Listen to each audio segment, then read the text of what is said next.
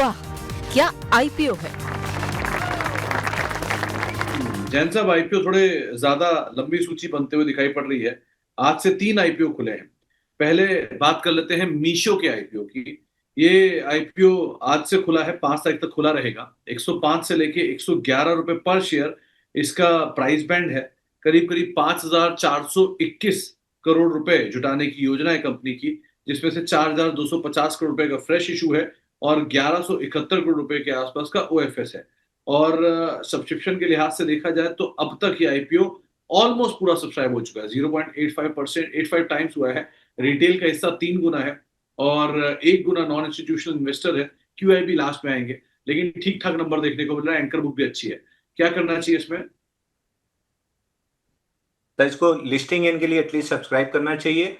Listing इन के बाद अगर आईपीओ बेस बनता है तो फिर बड़ा मूव प्ले करना चाहिए। नाइका या हुनासा में बहुत समय लगा आईपीओ बेस बनने में। नाइका में बन गया, हुनासा में अभी भी नहीं बना है, तो it can take a long time IPO base बनाने में। बट लिस्टिंग इन लेके एक बार बाहर होइए, आईपीओ बेस बनने के बाद रिकंसिडर करेंगे। ओके।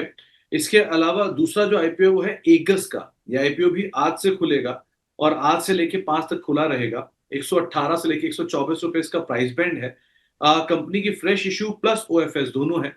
921 करोड़ रुपए के आसपास का टोटल आईपीओ है, जिसमें 670 करोड़ रुपए के आसपास का फ्रेश इशू है। 251 करोड़ रुपए के आसपास का ओएफएस है। सब्सक्रिप्शन के लिहाज से देखा जाए तो सब्सक्रिप्शन के नंबर्स में करीब करीब 2.5 गुना ऑलरेडी सब्सक्राइब हो चुका है। आधा हिस्सा क्यूआईबी का भरा है। नॉन इंस्टीट्यूशनल 2 गुना सब्सक्राइब हो चुका है। रिटेल 8.5 गुना सब्सक्राइब हो चुका है। और जो कंपनी है ये एविएशन रिलेटेड प्रोडक्ट्स प्रोवाइड कराती है। एयरबस और बोइंग जैसे बड़े क्लाइंट इस कंपनी के ऑलरेडी हैं। क्या करना चाहिए जैन साहब यहाँ पर? अच्छा देखिए, ये वाला स्टॉक अभी तो आपको लिस्टिंग इन के लिए लेना चाहिए। उसके बाद जब लिस्टिंग गेन मिल जाए, 3 से 5 दिन में पूरा जूस निकल जाए, बुक कर लीजिए। इसमें अगर आईपीओ बेस बनता है तो maybe I could be personally invested in this, क्योंकि अभी के चैनल पे तापसे जी आते हैं जो मेरे बेस्ट फ्रेंड हैं।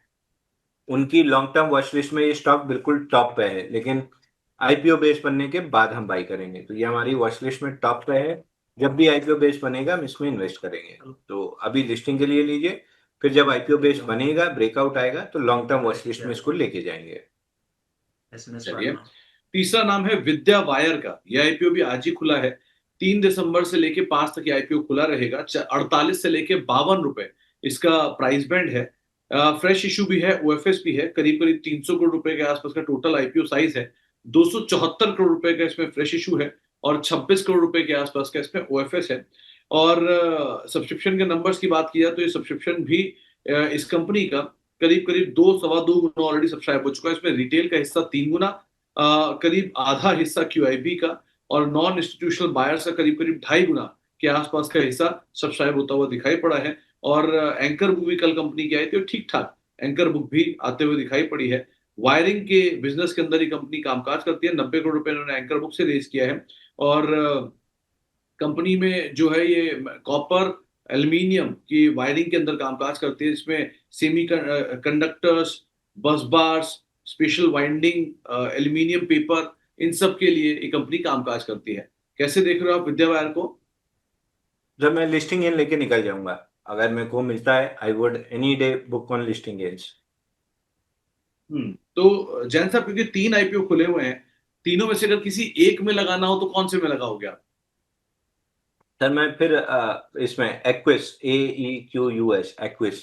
अगर एक ही लगाना है तो एक्विस, 2 लगाना है तो एक्विस और मीशो, और तीनों लगा देना चाहिए, क्योंकि 15-15 हजार की एप्लीकेशन है, कोई खास अंतर पड़ेगा नहीं। 3 में से शायद एक आध मिल जाए आपको, क्योंकि ओवर सब्सक्रिप्शन सभी जाने वाले हैं। तो एगस पहला, दूसरा मीशो, तीसरा इफ इन केस आप लगाना चाह रहे हैं तो विद्या वायर हो सकता है। तो आपको इसी ऑर्डर के अंदर अपने चुनाव को आप करके चल सकते हैं। वाह, क्या